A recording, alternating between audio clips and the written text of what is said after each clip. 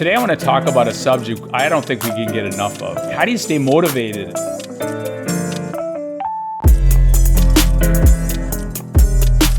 I want to really talk a little about that, and this is the chapter in my book, it's chapter 33, You Have the Power, but I'm going to kind of cover some guidelines today when we talk about that. You had if you haven't listened to the social drinking episode with my great friend Marty Hall, I think you'll love that episode. But it really gets back into this lifestyle, the lifestyle we try to teach. It's tough for everybody. How do you stay motivated? Some days I'm not that motivated. So do you feel like working out? No, the moon and the stars will never line up perfectly. I can't say that enough. When I'm ready, when I feel perfect to do it, it's not going to happen. But you have to understand some of that, the self-talk you have, all the stuff that keeps us going in our world today. But I've talked to people over the years that aspire to have great energy. They want to lose weight, have a better night's sleep, all of the above, maybe get off their blood pressure medication, whatever it might be, but they aspire to this stuff. But unfortunately, for many, it feels like they're climbing Mount Everest. It's too big of an obstacle along the way. It's too overwhelming. And many believe they don't have the necessary tools or the motivation to get where they want to be. So how do you stay motivated? How do you build habits that last and keep the momentum going? That's the challenge.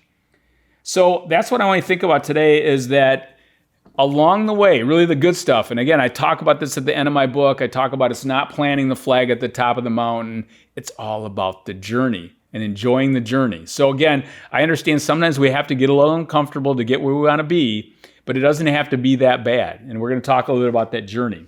So I'm going to give you basically 7 tips today. 7 tips. And the first one is this: 0 to 1. I can't say this enough. Our whole mantra is small steps to healthy living.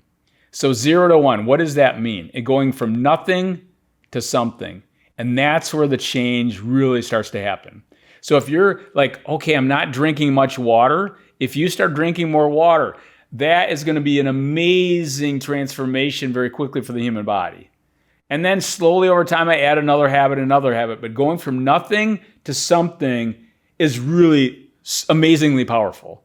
So that's where people get stuck. I have to do too much. No, go from nothing to something. Okay, that's it. Just put your toe in the water, get going. So here's a couple for you. Under the rest, this is going from 0 to 1. Breathe through your nose and with your diaphragm for 1 minute a day. Breathe through the nose, use your diaphragm, slowing it down. Do that for 1 minute a day. Okay, that's simple, yes. Number 2, could you get an additional 30 minutes of sleep each night? I didn't say an hour, 2 hours, 30 minutes more. So if you're sleeping 5 hours, you go to 5.5. I can do that. That's what I want. Could you plan a 1 to 2 minute stretch break in the afternoon? The standing up dog, down dog, the wall extension, the half moon, whatever it might be. We have all these plastered everywhere on our website. But again, a little stretch. Could you use a foam roller? One of the greatest ways to help with posture and body alignment is laying on a foam roller for 1 to 2 minutes.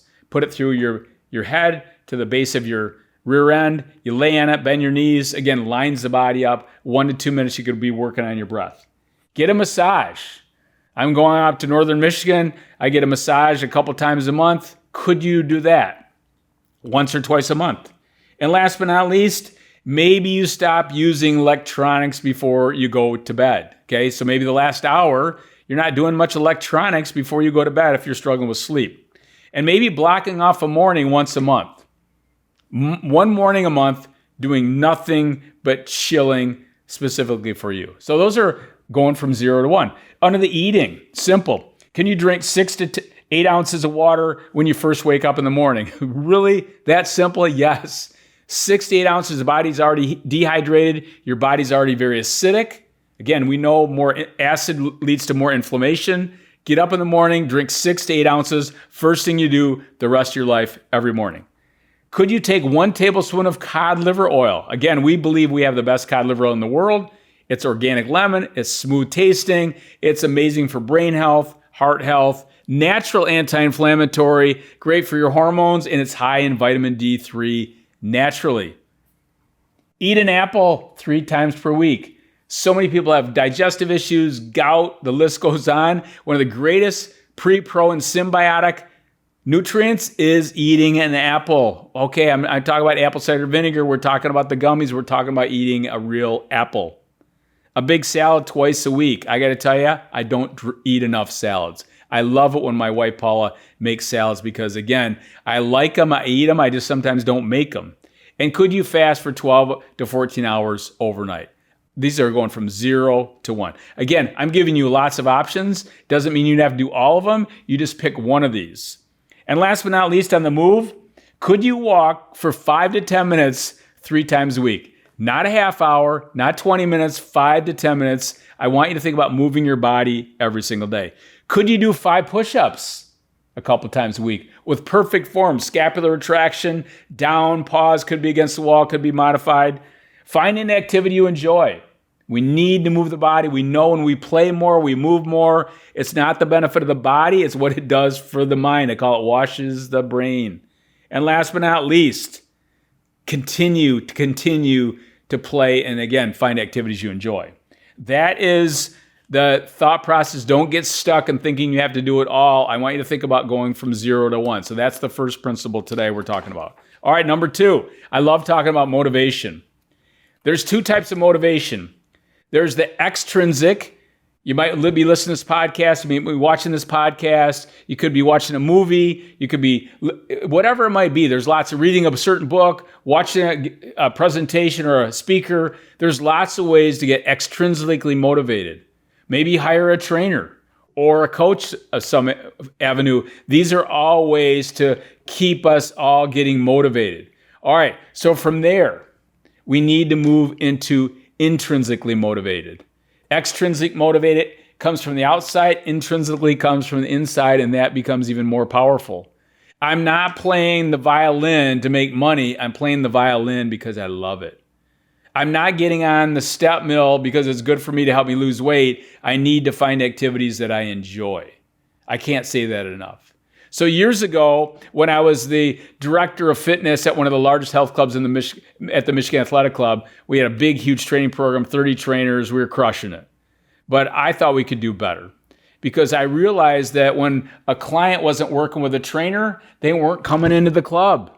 And again, that's not good for the client. It's good for the trainer, but not good for the club. So I said to the trainers, here's the deal, gang. We need to get our clients more intrinsically motivated. They love coming to see you, but what are they doing when they're not seeing you? So I really try to get them to explore what the clients love to do. So I had a couple. I've told this story many times. I love this story. And this couple, they're in their late 60s. He's in his early 70s. She loves coming to the club.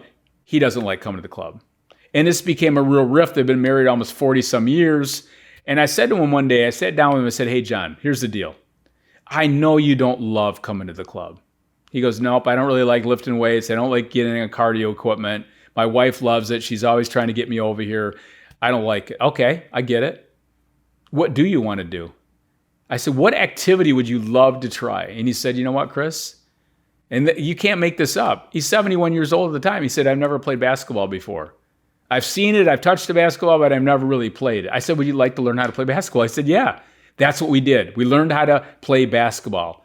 We started learning how to dribble, how to shoot a free throw, how to do a layup, how to even do a 3-point shot. And then he was all pumped up that he wanted to come to the club to play basketball. And his wife said to me one day, Susan said to me, hey, what'd you do to my husband? I said, I did nothing. I found an activity that and now we were doing exercises specifically for him getting better in basketball. Footwork, agility drills, the list goes on.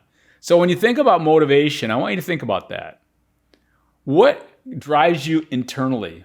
You're doing it because, again, it could be finding your why, whatever motivates you, but I want you to think about motivation a little bit differently. We all need some extrinsic motivation. We all need it, but we need to slowly move into intrinsic motivation. So when people don't like working out, the first thing I'm going after is what activity, not a workout, what activity you like. If you don't like what you're eating, you're probably not going to do it. So it needs to be a transition. It doesn't need to be all or none. It needs to be a transition. So again, as people start eating cleaner, things start to taste differently.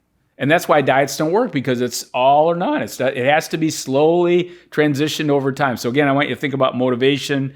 And how do you do that? Let's just go through a couple of these things. Connect to your values. Match up your aspirations with your values. Finding a why. Remember the feeling. I love talking about remembering the feeling. I don't feel like moving my body today. I just don't feel like it. But then I move my body and I have that self-talk, and I always say to myself, I don't feel like it right now, I'm tired.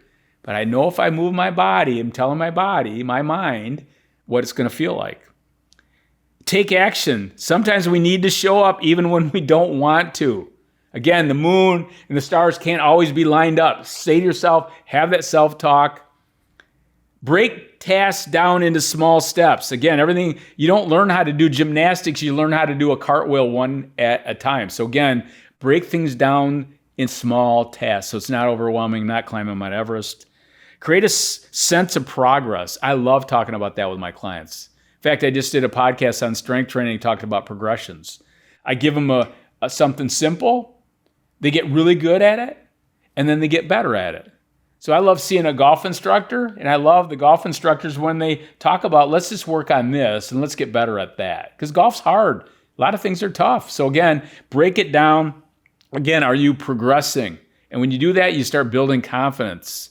And that's the number one thing I try to do with all my clients, or try to inspire audiences, that I want you to start building confidence, because the power is in you. And make it a choice. You're choosing to do something. You don't have to. You're choosing. And that's a big difference. That gets you get to choose. You get to choose, okay? Impress yourself. I love talking about that. Impress yourself. Sometimes my son says to me, Dad, you think you're better than you are. Okay, but again, that's kind of fun to sometimes impress yourself. Get a little uncomfortable. It's okay to be a little uncomfortable. And last but not least, play to your strengths. Have this positive self-talk with yourself. All right, so that's a little bit about motivation. The goal is slowly to get more into intrinsic motivation. And again, once you do that, you're doing stuff because you want to, not because you have to. Your diet starts to change. Your rest starts to change. Your movement starts to change. How you think about your lifestyle starts to change. Number 3 is habits. Not going to spend a lot of time on that, but we talk a lot about that all the time. You have habits. I have habits. Again, when you're trying to change a habit, it all begins with this thing called a cue. So again, if I'm trying to do the cod liver oil, new habit, I have it in the refrigerator. When I open it up, it cues me, oh, there it is. And then that's my routine. And then the reward is that next time I go, I have less inflammation, my knees don't bother me, my hormones are in better shape, I have less this, better this. So again, that's the habit loop. And you think about that over time, but it's all about building habits, and you do them one step at a time. So I always ask my clients, how many of you put your right shoe on first today? So I'm asking you, how many of you put your right shoe on first today? Many people have no clue what shoe went on first. But if you look down, you see 2 shoes. I look down, I see 2 shoes. That tells you already. If you get up in the morning and you're taking a shower, do you wash your left arm first or do you wash your right arm first? I got to tell you, you'll do the same thing every single day. Because if we don't have these habits, again, the conscious mind, these habits begin in the conscious mind, they take energy. So if I have to take a lot of energy, I would be exhausted by noon. How do I wash myself? How do I brush my teeth? How do I put my clothes on? It's automatic pilot. And that's the goal over time, building a lifestyle. You're starting to create these automatic habits. I get up in this morning, I have 4 training clients. I made a huge bowl of oatmeal on the run. I can do this in my sleep. In fact, sometimes I open the refrigerator, I don't even remember if I made it the night before. There it is. It has cacao nibs, it has frozen dark cherries, a few raisins, thick rolled oats, a few nuts today, has cashew milk, a little cinnamon, put in the refrigerator the night before. Easy. That is one of my morning habits. Getting up in the morning and doing my wheatgrass and drinking my water and the cod liver oil and the oatmeal, these are just habits. They didn't start that way. I grew up in beefaroni, SpaghettiOs. In the morning, it was Captain Crunch, Alphabets. And again, I think my only fruit back in the day was the Crunch Berries. So again, that's changed a lot over time. But how do I do it? I did it slowly.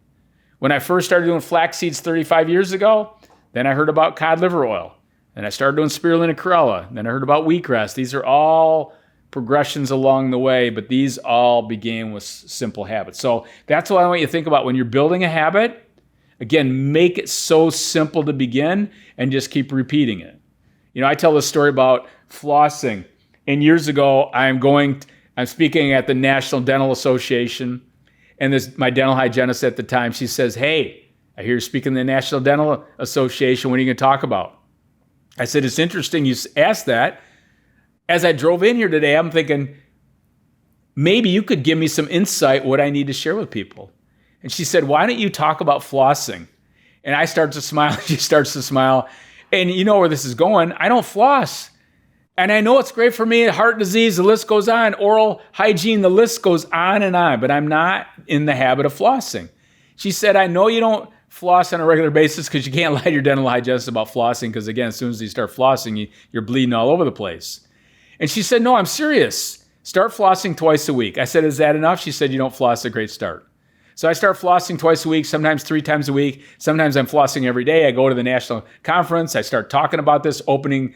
And this dentist in the front row said, "Hey," again, you might have heard this story before, but it said, "Hey, that's not enough." Excuse me. Got one?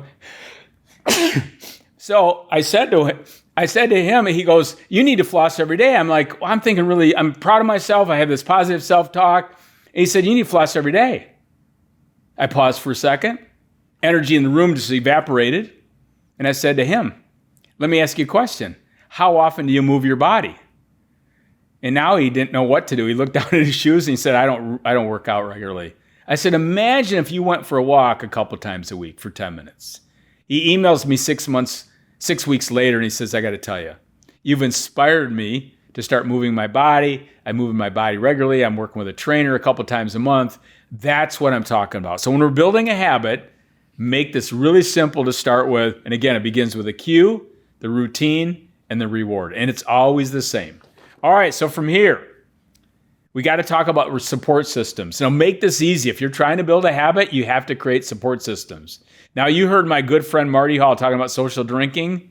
One of the greatest ways to help you support your new habits, you got to create a support system. And the first one is your personal support system. So what does that look like? It could be anything.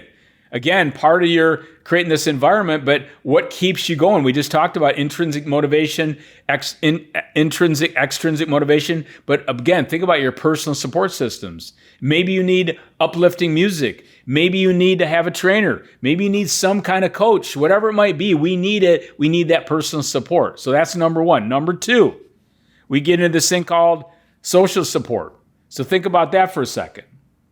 Around you, do you have that social support?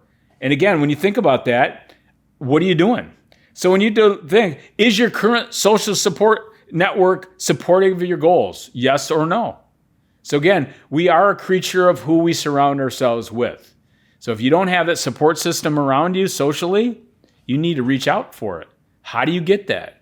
Again, it could be listen to our podcast regularly. It could be a phone call with us. It could be whatever it might be. We're here to help you, but you need that social support system. You know, one of my close friends, Walt Halloran, he's a cardiac surgeon in South Bend, Indiana. And we're talking about this one night. And I asked him, I said, of all the people you do bypass surgery, he's a heart surgeon, how many smoke? He goes, well, a good percentage of them smoke. And I said, when you do bypass surgery on them, major surgeries we all know, how many of them quit smoking? And he looked at me in the eye and he goes, you don't understand, do you? I said, what do you mean? He goes, most of them don't quit smoking. I said, why would that be? They just had bypass surgery. He goes, everybody in their social network smokes. Their spouse smokes, their friends, their family members, everybody around them. He asked me, how many people in your circle smoke? I go, I don't really have anybody in my. He goes, that's the point. So when you look at your social network, you got to think about that. Are they supporting what you're targeting? And again, I don't have to be perfect, but you need that. And last but not least is your environment. If I'm trying to drink more water, I got to have it in front of me or I'm going to forget about it. It's in my car. I do it on the way to the gym, wherever I'm at. But again, we need that. If I'm traveling into work, you would never see me coming in here without my cooler of food. That is my environment. At home, what I'm buying. If I'm buying a bunch of garbage, I'm probably going to eat the garbage. So think about your support systems. It's personal, it's social, and it's environmental.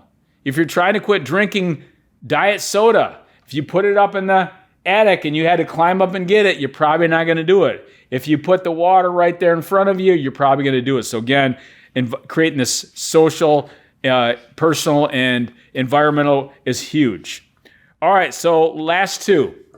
Number 6. So again, number 1 was 0 to 1. Number 2 is motivation. Number 3 is habits. Number 4 is support systems. Number 5, one of my favorites, is this thing called willpower. All right, so what is that all about? I hear this from so many people. Chris, I just don't have the willpower. Were you not in line when willpower was handed out? You have to plug in the phone to recharge it. And it's no different than willpower. How do the Navy SEALs get people to tap out? They take away everything around them. They make them cold. They make them wet. They take away their nutrition. They overtax them. They don't let them sleep. No wonder I have no willpower because, again, I haven't created this support system to help me maintain that. So willpower is like plugging your phone in. It needs to do that. So on a 1 to 10 scale, how strong is your willpower? Because I got to tell you, willpower is a muscle that can be trained. You can get better and better at that. What causes you to lose your willpower? I was talking about this with one of my clients today. If your glucose level drops and you are not prepared, we've all done this, we go grocery shopping hungry, it's not going to work. It's not a great outcome. Those Twinkies look really good. Or those Hostess pies, we were talking about that the other day, they look really good. Again, when we have great sleep, when we have hydration, we're moving our body, we're going to have that resiliency, and so we remember you have to plug in the battery, and that battery is getting enough rest.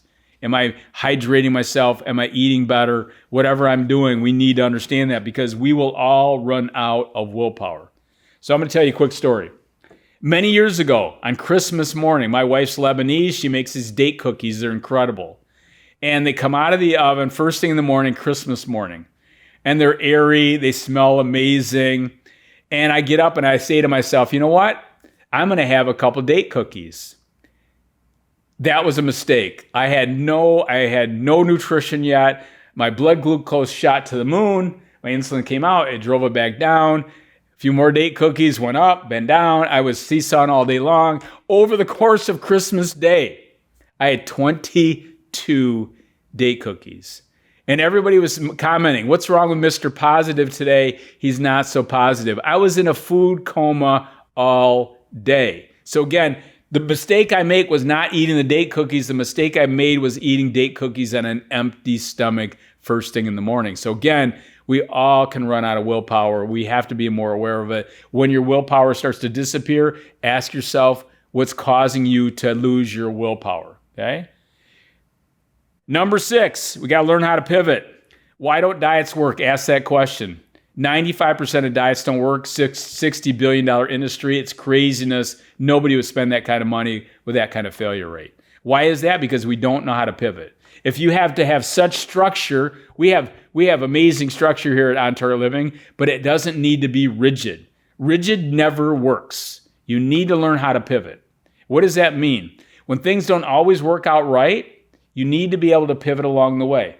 If all the ingredients in your food don't quite work out, or you're going out to dinner and they don't have what you want on the menu, you can mix and match all the time. That's pivoting. If you want to move your body and you don't, for some reason, have enough time today, you still could do a 5-minute walk or maybe a couple stretches. Not exactly what you planned for. Maybe you're taking a yoga class or a fitness class or whatever it might be, but maybe that's what I want you to think about. We need to learn how to pivot. And again, learning how to pivot is a skill. It takes practice and time, not about being perfect. The more rigid you are with your workouts, the more rigid you are with your nutrition or whatever you are in your lifestyle, it's not going to work probably long term. So again, we need to be fluid, we need to have a flow, and we need to learn how to pivot. All right, home stretch here. Momentum. How do you keep the plane in the air? Now think about this for a minute. How do you keep the rock rolling down the hill? It's all about building and maintaining momentum. You talk about in professional sports, here it comes, that train is coming. You can see how these teams are starting to build this momentum, their confidence builds, and the list goes on and on. And here's the definition of momentum. The law of momentum is momentum, which is P, times M, which is mass, or equals mass times velocity. So it's momentum equals mass times velocity. All right, so I had a class when I was in graduate school. You might have heard me talk about Dr. Kwok Ho, and the guy was incredible. Changed my life, got me in this field. And one night we're in class, and he's talking about momentum. Exactly this is what I'm talking about. And the class is struggling with the definition, and it's the science of momentum. But he says, gang, you're making this too hard. Think of momentum as flying a 747. All the energies at takeoff and landing. If you can keep the plane up in the air, it takes hardly any fuel. And that's the thing we talk about all the time at Ontario Living. I don't want you feeling like you can't get out of the seat on the bus. Just don't get off the bus. So again, that's the momentum. And again, we all fall off the wagon here and there, but what the goal is, if you can kind of keep that momentum going and keep that plane up in the air, we're not going so rigid with my diet, losing all this weight, and then we abandon ship. We're just flowing along the way, and that's that momentum, because all the energy is used at takeoff and landing. So as we wrap this up, a couple key points, big picture. The greatest change occurs when we go from 0 to 1. So remember, number 1 is going from 0 to 1. There's two types of motivation, intrinsic and extrinsic. So we might start with extrinsic, but the goal is to slowly go into intrinsic. And then we think about a habit as a behavior action that starts as a choice. And then over time, it becomes an unconscious pattern or habit. That's why we can't do a lot at once, because it takes too much energy. There are 3 support systems: personal, environmental, and social. So surround yourself. You're trying to build a habit with those support systems. Momentum, keep the rock rolling downhill, and your why has to always be bigger than your butt. Remember that. Your why always has to be bigger than your butt. Here's a couple questions for you. How do you stay motivated? What types of extrinsic and intrinsic motivation work best for you? That's an interesting question. What new habits have you built recently? Or what new habits do you want to build? What causes you to lose your willpower? That's interesting. I always ask myself, what causes me to lose my willpower? Have you plugged in a few support systems? Or are you going to plug in a few more? Are you trying new things, making a few mistakes? Remember, making mistakes is essential, because that helps you learn how to pivot. So again, make mistakes. It's essential for you to make mistakes. And last but not least, some small steps. Write down what you want and be very specific. So we're starting to build new habits. You're starting to stay motivated. Determine the behavior or behaviors that support your goals. So what is supporting your goals? Add support systems connected to your new habit. We talked about that. Write down the last time your willpower was weak and when it was strong. Don't be afraid to make mistakes. As I mentioned, it's essential. Learning how to pivot is imperative for your success. And as yourself, we talked about this, surround yourself with ways to stay intrinsically motivated. And last but not least, remember, take a few minutes to dive into your why or your whys. Because again, as your why always has to be bigger than your butt. So again, thanks for spending the time with me today. I wish everybody health and happiness, and we'll see you next time.